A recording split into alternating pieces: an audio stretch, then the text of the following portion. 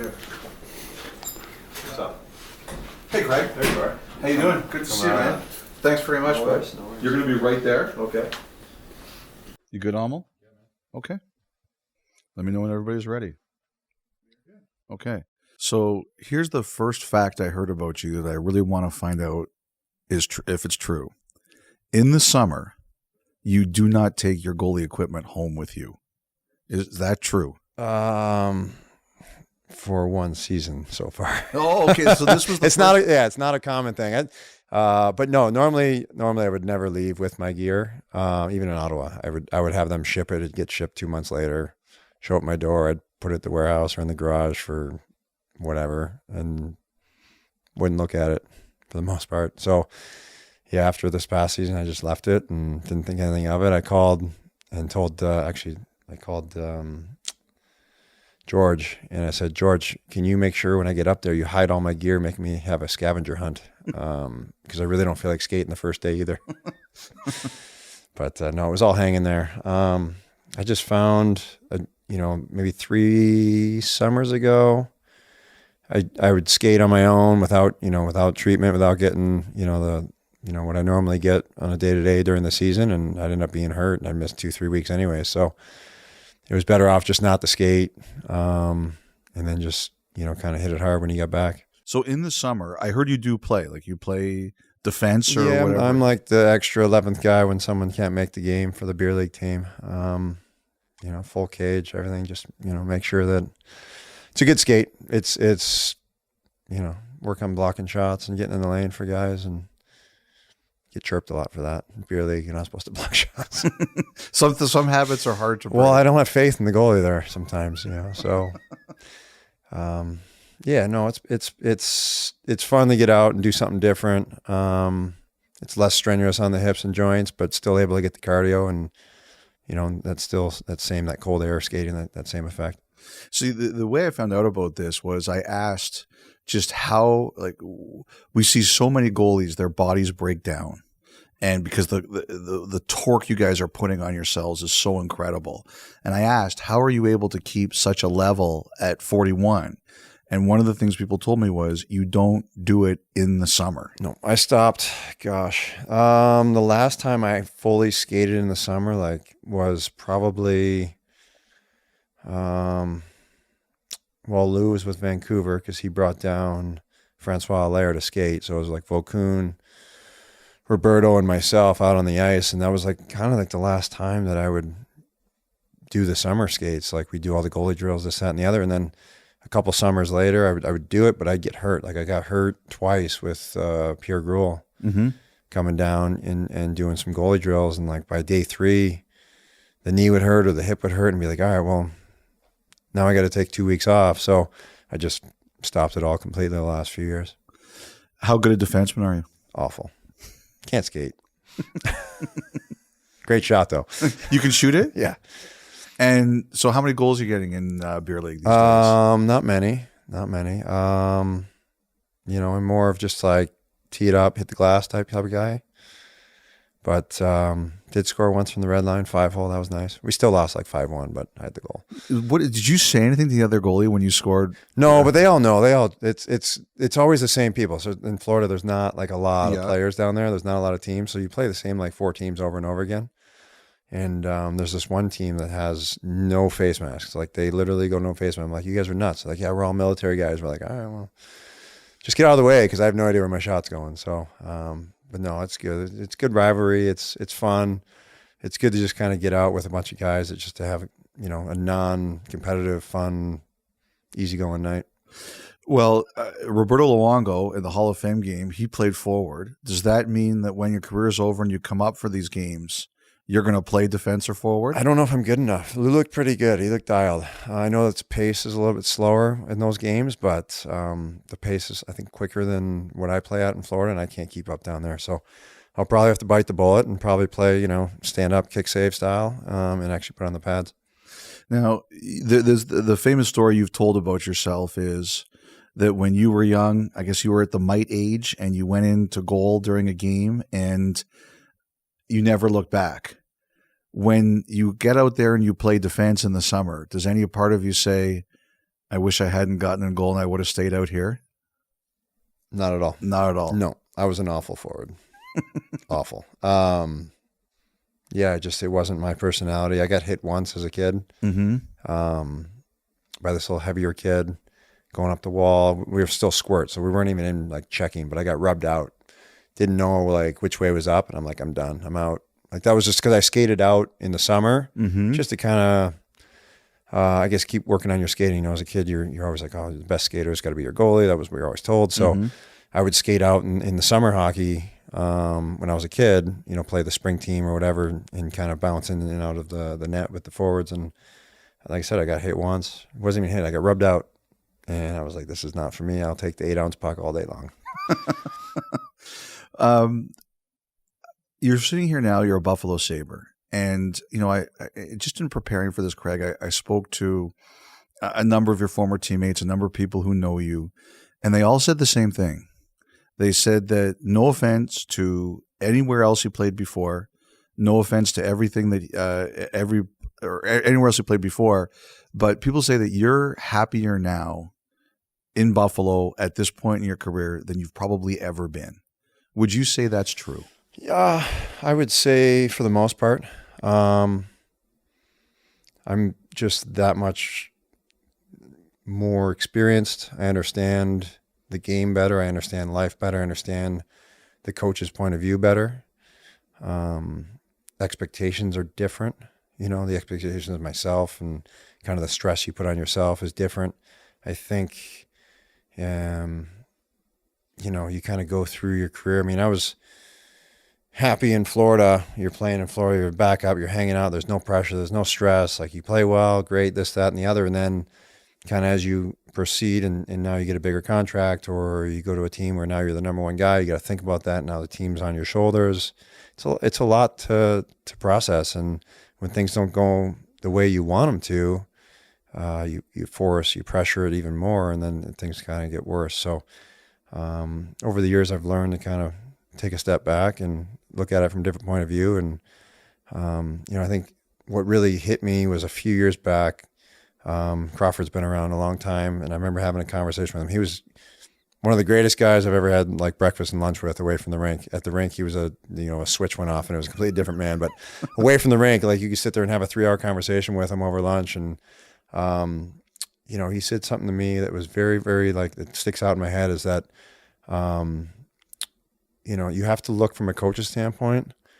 Everyone's going to make mistakes, but which players can offset those mistakes? So like, you know, just for instance, take a guy like Erik Karlsson for all those years, he would generate so much, but when things aren't going well, he's not making those big plays. Everyone focuses in on the bad plays, right? Well, he's always made those bad plays, but when they're offset, you know, if he makes 6 great plays and 1 bad one, well, nobody cares. He's +5, right? So Crow is like, if I can get every player to be +3, +4 on all the plays they make, we're laughing, you know, and like, from a perfectionist point of view or from a goalie point of view, you only hone in, oh, that guy he messed up there and he messed up there. And it's like you focus in all on the negative, where from the coach's standpoint, you know, that's where kind of things started to switch for me, was that this guy's +4 on chances for and against. Like he gave up 2, but he got us 4, right? So like we didn't score on the 4 and maybe the 2 went in that night, but over the course of a season, that +4 is going to end up being better than a guy that's even, right? So if a guy doesn't generate anything but doesn't give up anything, you know, it's kind of find that juggle and trying to find the positive things. And that started a few years back, and that's kind of when things started to change for me for the most part. It's amazing because someone said that to me. They said that earlier in your career, when teams would talk about what happened in a game, you would be like, well, this went wrong and this went wrong and this went wrong. And right now they say when you talk about games, you talk about the young Sabres players and you say, well, this went wrong, but this is how they're going to learn from it. And these are all the things that are going right. Well, like people have seen that in you, Craig. They really have. No, I mean, like I said, it's not, I didn't do it myself, right? It's from talking and having conversations with, you know, even with Donnie or Kevin or whatever, like, you know, they all see the good in everybody, right? And everything is always positive. And I've never really understood early in my career why the coaches were trying to be so positive all the time. But now I get it, right? Now that I'm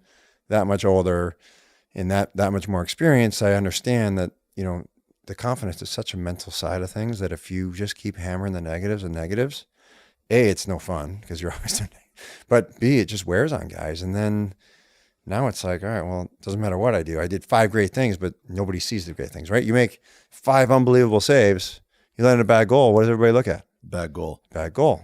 I mean, we're just conditioned to that. And until you can kind of switch that, which Canadian media won't do that. But from a player standpoint, that's where you really got to sit down and look at the video and go with your coaches and say, hey, this, whatever everybody else is saying, who cares? Like 10 great things, 2 bad things, 10 great things, you're +8. Like, let's work on that. How do you manage stress now better than you used to? Oh man, I don't know. Kids, that's probably the easiest. Their life's more important than mine now. So, worst case scenario, I think I remember reading, I read Mind Gym for about 5 years straight there, kind of in the middle of kind of everything. Kind of when I went through waivers back in the day, I got into one of the Boston psychologists, said, hey, here's a book for you. And Mind Gym? Mind Gym. And I talked to a few other players who've read it too that I know. And it's just, there's a lot of good, small, short stories and teachings in there. But one of them was, about a pitcher and, and she's like, how do you deal with stress? He goes, well, I got a family at home. I've got a cabin in the woods and I love to fish. So if this doesn't work out, I'm going fishing, and that was like, all right, well, so as you kind of go through your career, you want to make enough money where you don't have to work and you want to get that stress out. Once you get kind of past that, and you're like, all right, well, now I can go home and, be with my family and hang out and not have to stress over how am I going to make a payment? How am I going to do this? Like, once all that's gone, it's just carefree. I bet that one of the ways you relieve stress too is you drive. Yeah, it's fun. So what's your car? Like, I know you're a big car guy. Yeah. What do you get into? I bought, this was, about 8 years ago now. I bought an F430 Scuderia. So like a special edition 430. I kind of bought it. I lost my best friend over All-Star break that summer. And then like a month later, I'm like, I just went and bought a car. I'm like, you live once, let's do it. And just kind of held on to that. But race cars, I mean, I'll drive anything. Got Corvettes, we've done Miatas, we've done Porsches, we've done like open cockpit Radicals. Anything that gets you on track kind of gives you that rush, that competition feeling without, it's kind of safe. I mean, you're racing for a plastic trophy at beer league racing is kind of what it is. So, you got to be smart enough not to put yourself in situations where, you can crash or, accidents happen. Mechanical failures happen. But for the most part, you're not going to go door to door with a guy into a corner when you're racing for a $4 trophy. Mm-hmm. You're out there to just have a good time, and it's kind of a workout. I've heard you say it really helps with your hand-eye. Hand-eye, it's slow. You got to slow everything down. But yeah, it's hand-eye. It's kind of, it teaches you how to block everything out. Because if your mind isn't in the car, you're going to crash, you can die, there's lots of things that can kind of go wrong, right? Like same thing on the ice. If your mind's not where it needs to be, guess what? You're not going to be very good. So it's kind of a good, mental, not test, but a mental kind of a skill or a mental challenge to kind of get in the car and, park everything, go on track, stay focused for your 20, 30 minutes, kind of like a period, and come off and then get back to reality. Mm-hmm. Do you like speed or do you like handling around curves? More the handling. Yeah, I don't care so much about the top speed, but yeah, going through a corner at 1.5 Gs is quite the impressive. I mean, again, it's a competition with yourself. It's figuring out how you can be better, how you can be more consistent. You work with a coach from time to time to talk about what you're doing and where you can go and how you can improve. And I think as a human, as someone that wants to have growth and development, that's some of the best way, because I can take everybody out onto a go-kart track, mm-hmm. Racetrack. It doesn't matter what it is. There's a competition. There's a place to grow and develop and feel that, and feel the growth. You feel it pretty much instantaneously, because you can see your lap times come down, or you can see I got through that corner better. Oh, I slid that sideways and I caught it. There's certain aspects to it that that make it enjoyable, where you get excited about it. What are you more passionate about, driving or goaltending? I've always had this conversation with Justin. I play hockey to pay for racing. Not good enough to get paid to race cars. So, and that's the honest thing. I mean, most of the time, most of the guys that are driving race cars are self-pay. So very few guys get into that realm of making a living from it. When they do, it's like anything, it's the elite of the elite that get paid to play hockey, and the same thing with auto racing. I want to take you back. You were drafted twice, first by Calgary, for a second by Chicago. Calgary, you didn't sign. Chicago, you did. Do you remember where you were on those 2 days and what your expectations really were? We were in Boston for the draft for the first one, and then Florida for the second one. So you did go to both? We went to both, yeah. Mm-hmm. Yep, went to both. Florida was hot. I got sunburnt after the draft. Well, you do look a little bit fair, so I can see you burning easily. So yeah, that was good. I don't know. I think, draft day is exciting for anybody. Like, just to have the expectation that someone told you that, hey, you're going to be drafted. You're probably going to be somewhere around here and here, and it happens. I mean, it's an exciting moment for a young guy, and it's no different for me. And I think when re-entering the draft, you see a lot of guys drop in the draft or maybe not even get drafted, and then you also hear about the college guys that don't sign, and when they get drafted, so they go free agent. So like there's, it's a whole world that you don't know anything about, and you learn as you go. You learn from day to day on it, and you get to meet everybody. You get drafted, you go up, shake everybody's hand, and you don't know anybody. You don't remember anybody's name, and then you get put in a box to hang out with the other guys that get drafted, and then you go to right after rookie camp. Pretty much is how that worked. First week of July, you're in rookie camp. And the other story I was told about you was you were worried that when you were in Colorado, this might all come to an end. Yeah, it was really bad that second year. That you were thinking that maybe your career was over. I thought my career was over a few times, to be honest with you. I thought it was over after waivers through Chicago 3 times. Mm-hmm. Got some back to the minors after that. Then the agent I had tried to sign me in Russia to get out of whatever it was. I don't even know. Ended up staying in Florida anyways, but went back to the minors after playing a full season in the NHL. So like had a lot of reality check or aha moments where like, hey, we're not doing something right. Let's kind of look at with myself and see where I can be better or see what I can change.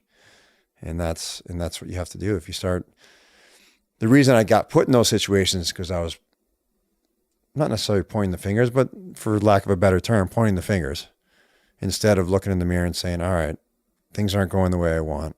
What can I do to change things? Not why is that guy doing that to me, or why is this guy like, and that happened a few times. Some humbling moments for myself to get back to where I wanted to be. What was the biggest lesson you learned, or maybe the hardest moment for you? The hardest moment was don't be satisfied. Mm-hmm. And I made the team in Chicago, and I was satisfied hanging out with Javi Bullen as the starter.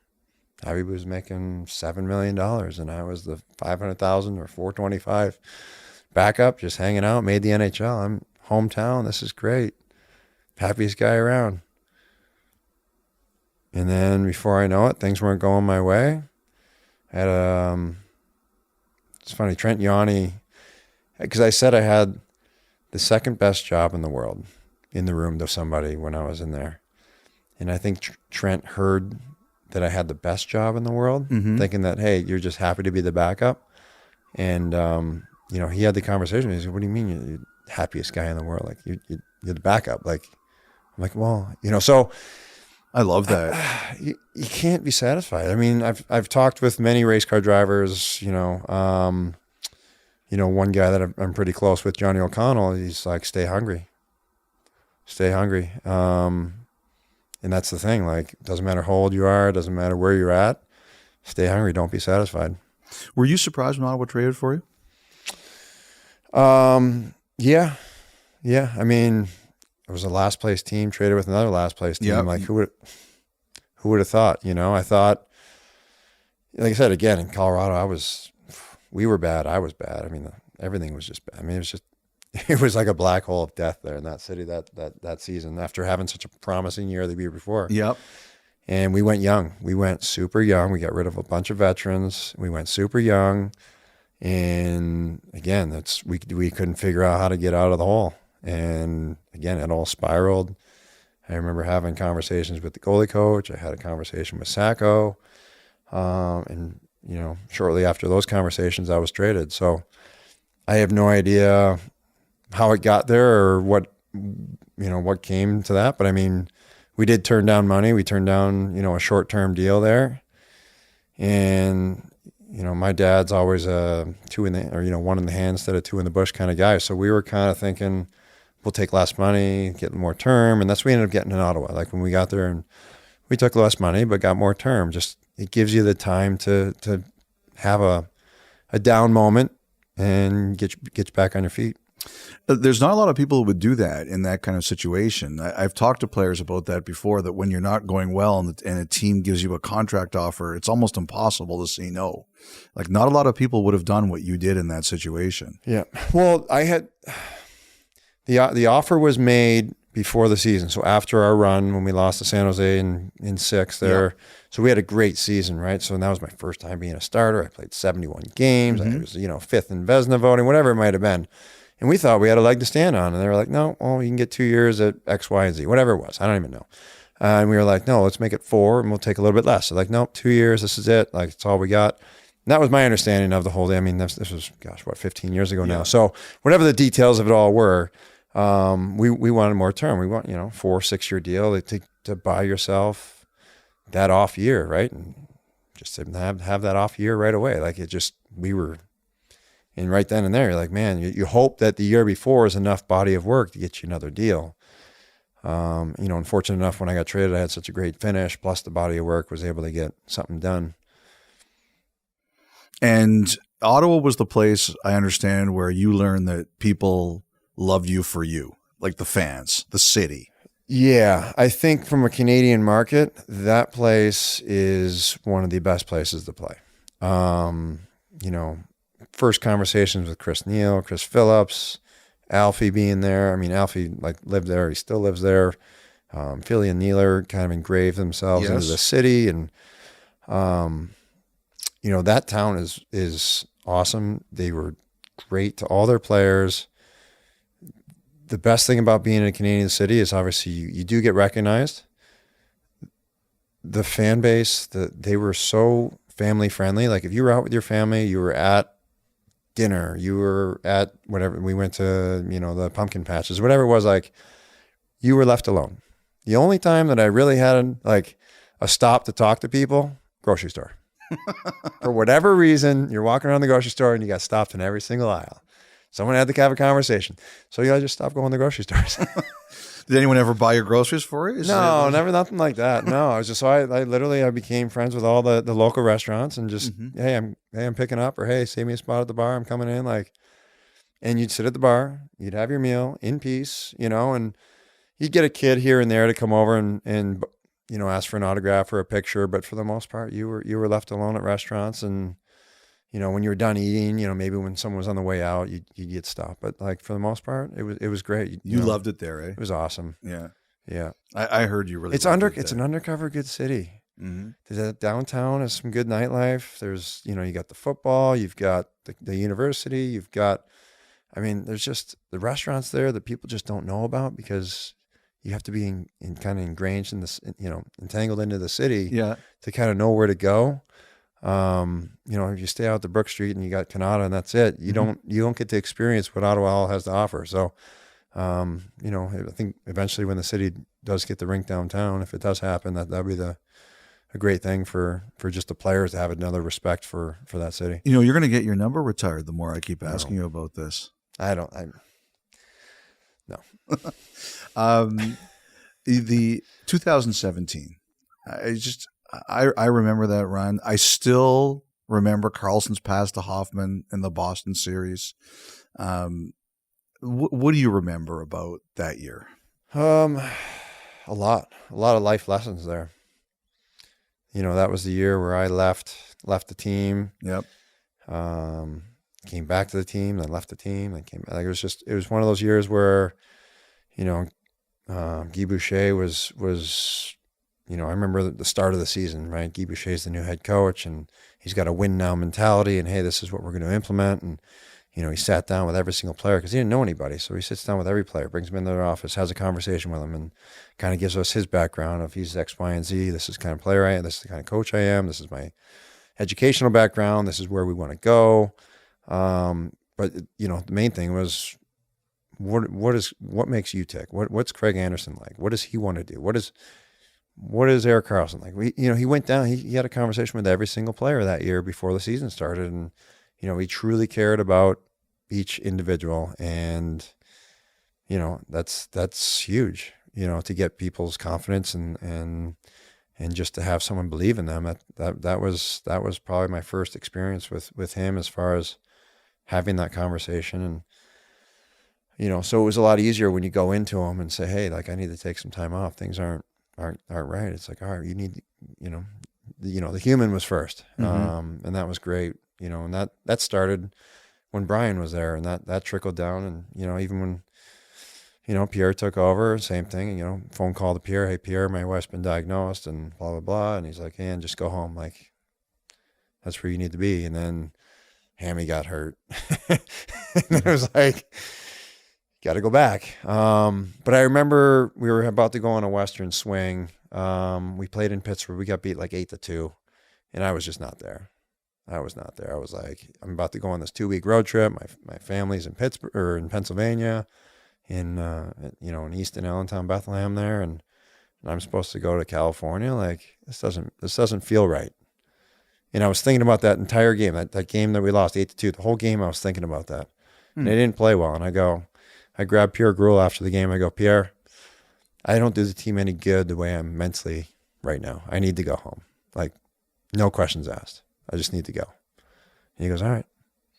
Like, and it was just, got a flight from Pittsburgh to Allentown that night, and that was it. Sat for, 2-3 months? Mm-hmm. Didn't do anything. Nothing. I carried my wife up and downstairs, took her to treatment. Battled through that. And then, you know, when the time was right, when she kind of went through all that, mentally I was like, all right, I need this. I need hockey, right? Like, I just was so emotionally entangled in with the family that I was like, I need an outlet. And I'm like, I'm ready. Mm-hmm. And that's when I went back, and Pierre came to Jersey there where we were, and we got ice for a week. And then I went up, practiced for another week, and then, you know, we went on that run. Saturday's broadcast will be our Hockey Fights Cancer Night. Most important question: How is Nicole doing? She's good. I think we're just over 5 years out now. Mm-hmm. You know, I think her biggest, you know, thing is just, this is the new normal. Trying to battle through the reactions or the, you know, the kind of the aftermath of treatment. You know, and I think, you know, she finds time and energy to help others, right? So anyone else that's going through something, or she's got her network of people that are going through that have gone through or going through the same treatment, you know, so there's some common conversations there. But she loves helping people and just having conversations and being there for people. And, you know, at the end of the day, her first and foremost job is, her passion is our kids, mm-hmm. and, you know, make sure they're where they need to go. And after that, it's you know, who she can help. She's so selfless that, you know, she sometimes needs to take a break and take some time for herself too. The thing I admired the most about her is her spirit. Yeah. You know, you're more of a laid back person, at least to us. She's not afraid and out there in her spirit. I don't know if I would be right in saying it, but it's almost like opposites attract, and you're such a great pair. Yeah, she was always the social butterfly. Loves being out and about. I mean, things have kind of, you know, once you get a family and you start to kind of get intertwined with all that, you know, you start to kind of be more of a homebody. But you know, she's always been the social gatherer, the party planner, or the, you know, just make sure that everyone's involved, right? She doesn't want to leave anyone left out. At the end of the day, she wants to make sure, even if she doesn't love, you know, she doesn't she likes everybody, but like if someone she's not getting along with, Yes. she doesn't want to make them feel left out.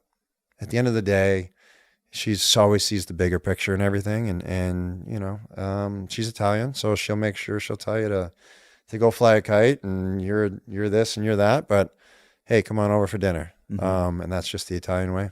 Is "go fly a kite" the actual language used? No, but I don't know where, No, where we we're can't- at here. we But can't- we anyways, can't do that. I think, then she gets that from her grandma. And her grandmother was the same way. She would, start yelling and screaming. And then, hey, can I bake you? What can we, let's get something out of the fridge. What are we making? So I think, life's too short to be mad at people for a long time. And I think she's, like I said, big picture. Do what's best for the kids, do what's best for the group. And she, like I said, she's selfless, puts everybody else forward. There's things that you see in sports that you're never, or in life that you're never going to forget. And I'll never forget that game in Edmonton. What's the first thing you think of? Surreal. It didn't happen. There's no way that happened. I was in Pennsylvania the day before. I flew all day. I got picked up at the airport from Carl and Clarkie. We went to grab dinner. I got to the hotel. I got a massage from Sean there, the massage guy that night. In morning skated. I hadn't skated for like 3-4 days. Like I hadn't done anything. And then for that to happen, it wasn't supposed. It was supposed to happen, but you can't make that up. And that will do it. The Oilers see their 5-game winning streak come to an end.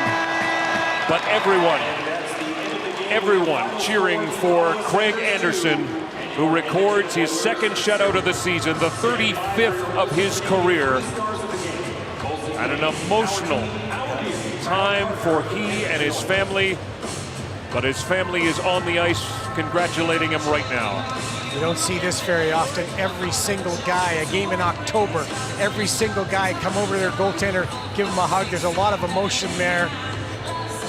You've got two types of family where you're a professional hockey player. You've got your nuclear family, your family, but then the other ones that extend to that dressing room. And it's a heck of a moment and very emotional, and it's beautiful. The Senators get a goal in the second period that stands as the winner. It came off the stick of Mike Hoffman, his first goal of the year. An empty netter by Bobby Ryan. It's like there's something else in the universe doing something than we kind of fully understand. And those are the moments that you realize that you're not alone. There's something else going on. There's a bigger power. There's a bigger something, whether you want to believe it or not. There's, in that moment, that was supposed to happen. Mm-hmm. Do you ever watch that game again? Do you ever watch the ovation again? Anything? No, like it popped on there for a few, every once in a while it pops up there, but no, it's not really. When you walked into the dressing room after the game, what was that scene like? I think everyone was just kind of, tears of joy, everyone was emotional. I was I was an emotional wreck. I think guys were just in disbelief, did this really just happen? I don't know. I was stressed before the game because, like I said, you hadn't practiced for 3 days. I had a morning skate. I just traveled.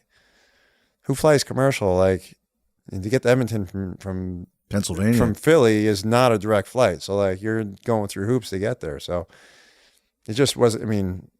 If you had to tell that story of hey, this guy didn't practice for 3 days, and it's like the e-bug story, right? It's not supposed to happen, but it happens, and that's just kind of the way it goes. What do you remember about the playoffs that year? Things were happening at the right time, at the right spot, right? Clarkie scores a big goal over in overtime in Boston. He wasn't supposed to be playing. Right. It just, that's what I mean. So much had to come together that season to go right to get us to where we were. Carl was playing on a broken foot. Clarkie, missed the whole year with a concussion. I missed 3-4 months. It just wasn't supposed. We treaded water all season long to get into the playoffs, and then just get in. That's the message. I mean, you just get in. You never know what can happen. I still remember that overtime Game 7, Pittsburgh, and how close it was. And I've talked to players before who say that when they lose a series like that, they can't decide if they want the team that beats them to win the cup or the team that beats them to lose the cup because they don't want to think they could have won it. Did you have any thoughts like that after it was over? No, I think, at that point, like, the message from Nicole was that, you finished treatment, right? So like I went back to play. I was like, all right, well, if this is it, this is it. You got your family, you got your kids, like there's bigger things in life. Like that was kind of like the first true, like, hey, I can walk away and say, hey, like I got bigger and better things to do with my life as far as family, kids, and that kind of stuff. So I don't know. I mean, I'm happy they won. I mean, it just shows a show that I don't know how we would have done in Nashville. I always mentally, Nashville's a tough place to play. Mm-hmm. The fans get on you. They play that stupid song when they score. I mean, my kids went to one of those games and the whole fans cheering that Anderson sucks. And my kids are like, what are they talking about? I mean, it's a tough place to go in and play. So who knows? I mean, we may have gotten swept. I don't know. You don't know. No way. We both played the same system. Mm-hmm. We literally both played the same system. So Pittsburgh already had, they had the roadmap to win against Nashville because they just beat us with the exact same system. So who knows if you got both one, the 1-3-1 with the lefty lock, who knows what team would have won after? Who knows? I don't know. Let's say Sens. Get everybody mad. No. Let's say Sens. Yeah, who knows? I don't know. Did you watch Alfredsson's induction? No, that was Monday night? Yeah. No, I mean, I caught, bits and pieces of kind of everything. And, obviously Instagram's great where you kind of get, you get the gist of it all and you get the highlights. But, dude, he's such a great guy. Yeah. He was, oh man. I sat next to him on the plane when I first got there and, we'd always play whatever on the iPad and games or whatever, but he always went out of his way to make sure everybody was included. Big mental health guy. Yeah. But I think that's part of it, right? Like asking, he made sure he went talked to all the wives and girlfriends. He went and make sure he said the hello to everybody. Like it was just, and it didn't feel forced, when he did it. Mm-hmm. And that's huge. That's tough because it would be forced. If I had to go try to talk to everybody, it's just not my personality.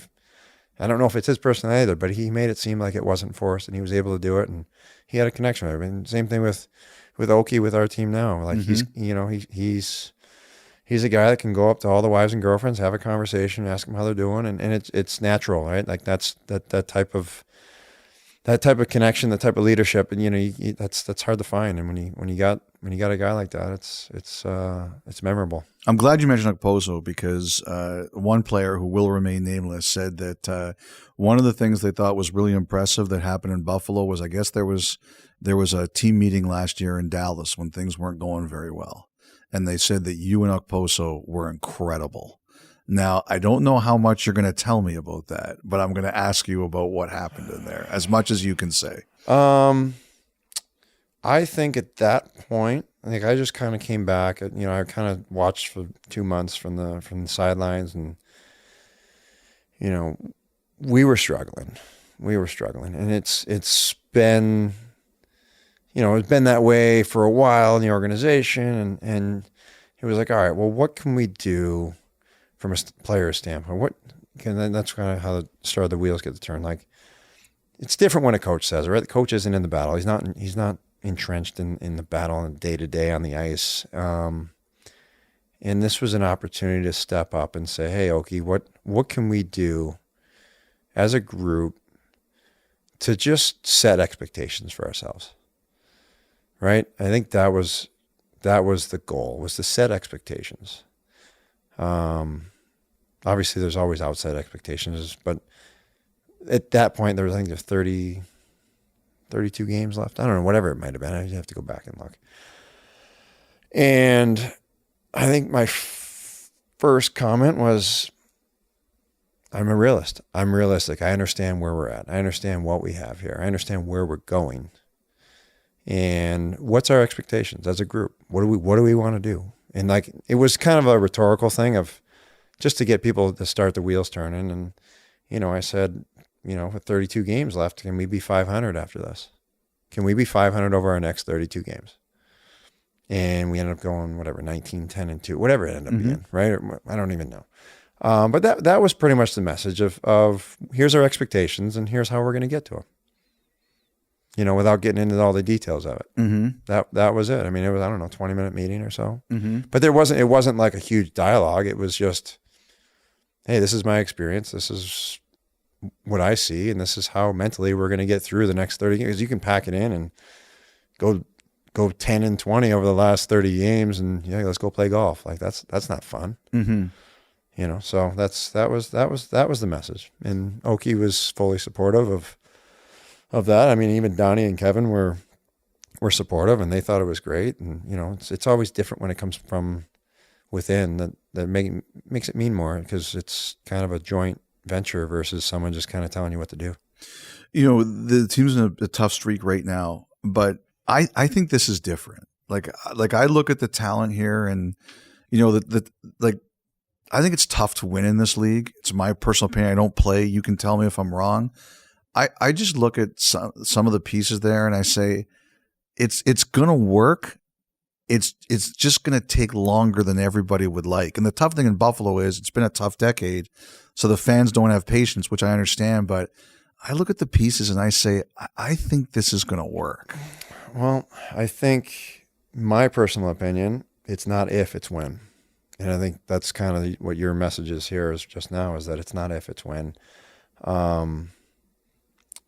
Again, it's something that's going to have to come within, right? We're not outsourcing. We're not trying to fix it from bringing in other players. It's the belief, right? Kevin believes in what he's put in there and in that room, and Donnie believes in that room, and our players, we believe in that room. So it's just a matter of now fine tuning the details that the difference between winning and losing is such a fine line that right now we're teetering on that line, but we're just on the wrong side of it. So,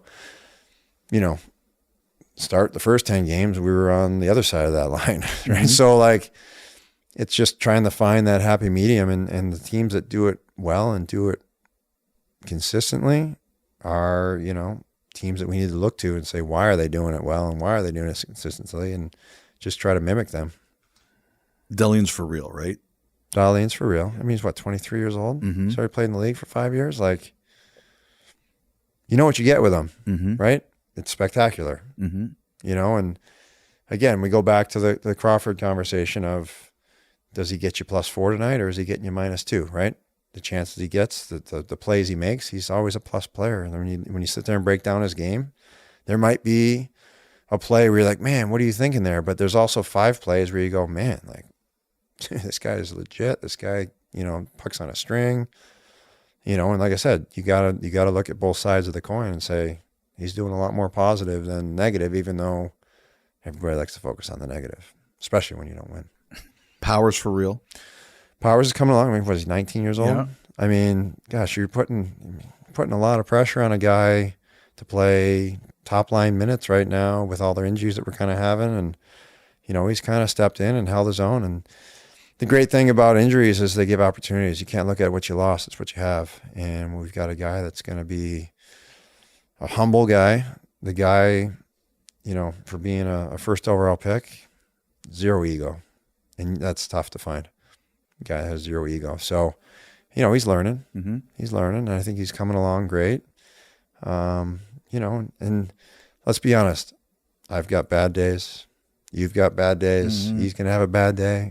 Everyone's going to have a bad day, but in the grand scheme of things, definitely a positive outlook. Thompson's for real?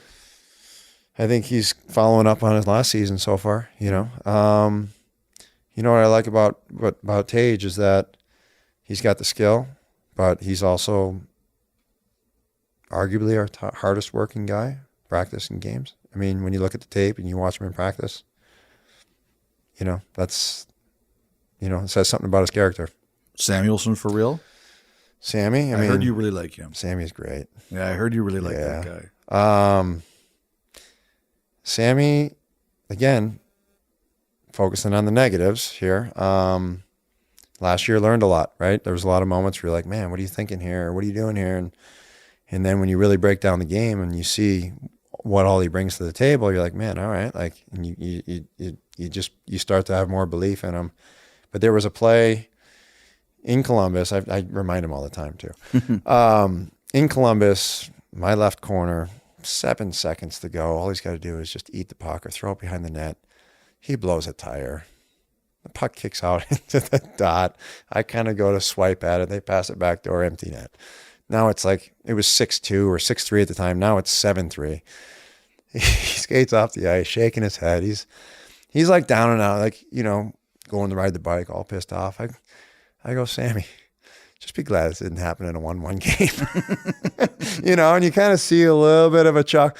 I'm like, dude, it's like, dude, don't worry. I mean, listen, like, it's going to happen. There's going to be nights where you're no good and you make a bad play, but just be glad it's 6-2 right now and not 1-1, and like, and I've seen his game just completely grow. And like, I'm not saying that moment was a turning point or anything by that, but I think that's maybe what he needed at that moment in time to say, hey, like, it's okay, let it go, let's move forward, and, again, that's one thing where a young guy, where I know when I was young, I wouldn't let anything go. I'd be at home all pissed off, call this guy blows, this guy stinks. What, like, it doesn't do you any better. It doesn't get you better, right? And so I think that's what I've learned, and that's what I'm trying to pass on to the guys is this, take some of the good out of it. Yeah, look at the bad, say, all right, what can I improve here? But also, hey, you did this, this, and this, and let's grow on that. 3 more for you. Number 1, what's your oldest piece of equipment?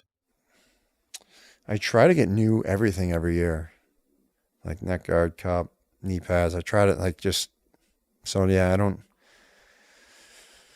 Right now, I would say maybe skates. Mm-hmm. I don't know. The staff's trying to get me in the new ones right now. So I don't know. We'll see. Okay.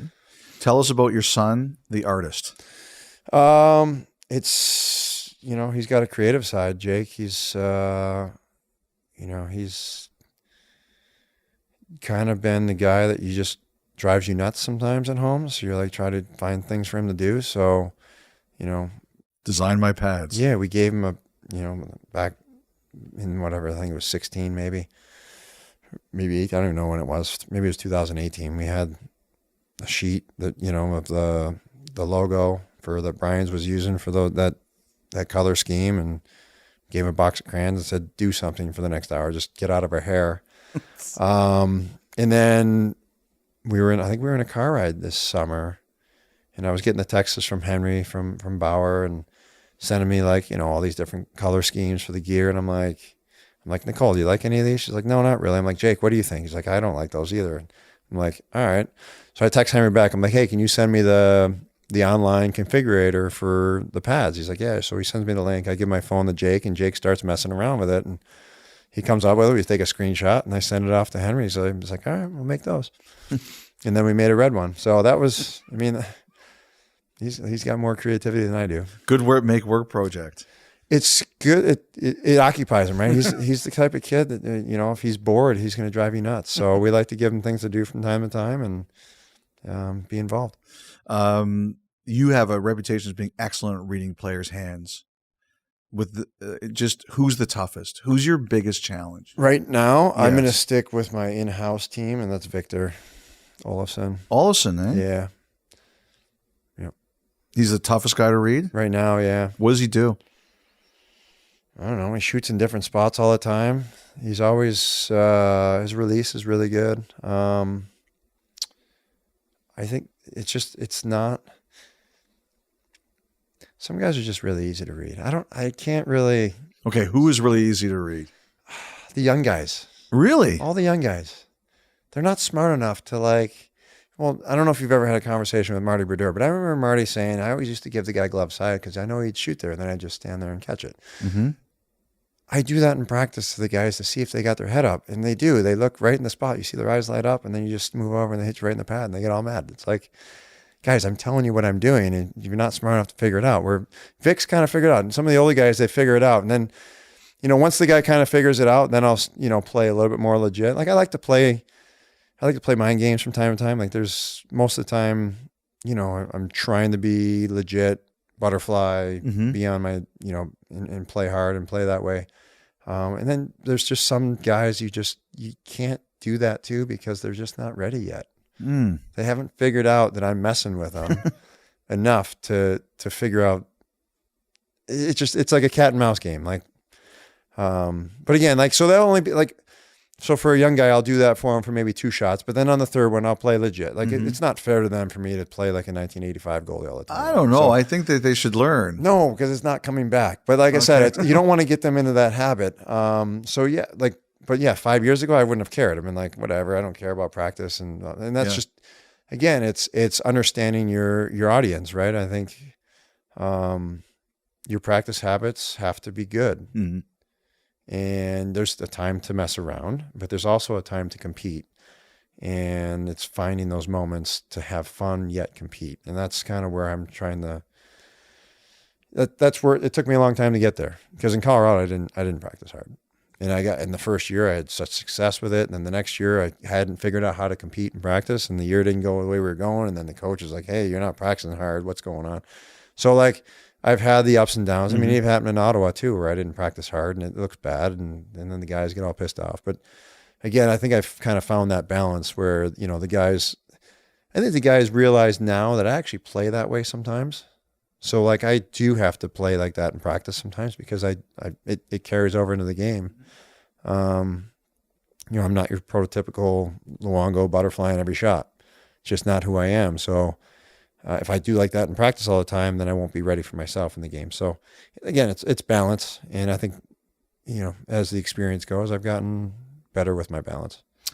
Will you be back next year? Oh man, come on. My kid said no already. He said no. I already asked him. But what do you say? I get it. It might change, but I'm just saying, he said no. I asked, like, this is hard. This is hard on the family. This is hard on the kids. Yeah.